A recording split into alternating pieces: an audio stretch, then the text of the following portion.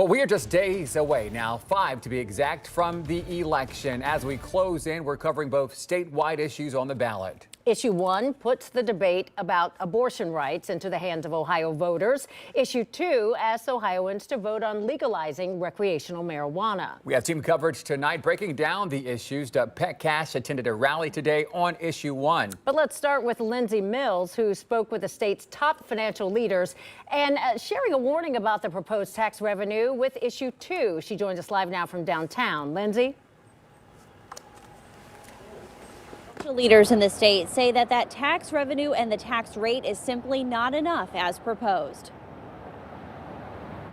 The tax rate is a joke. In a press conference Thursday afternoon at the Ohio Chamber of Commerce, State Auditor Keith Faber and State Treasurer Robert Sprague said the proposed 10% tax rate on Issue 2 should be at least double that to cover the increased costs of addiction treatment.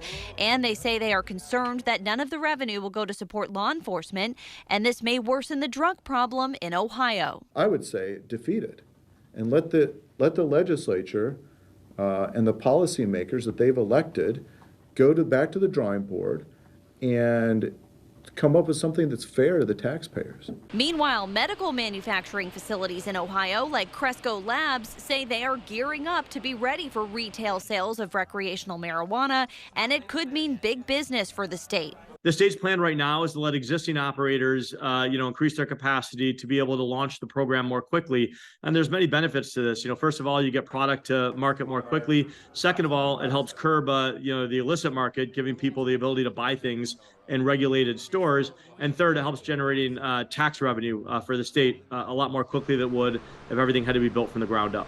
Cresco Labs also has facilities in states like Illinois, where recreational use has been legal for several years now. In other states, we've seen a huge boom from the day things launched. There's long lines of people, and that's continued to build month after month in a lot of these new recreational markets. I haven't seen an economic, forecast or projection for Ohio, but we can tell by the interest in Issue 2 that a lot of people want access to cannabis. But financial leaders in the state say it's a false assumption that recreational marijuana would be an expansion of the economy. Ultimately, the numbers never come in what they're pledged to be. The problems are always bigger than they're supposed to be.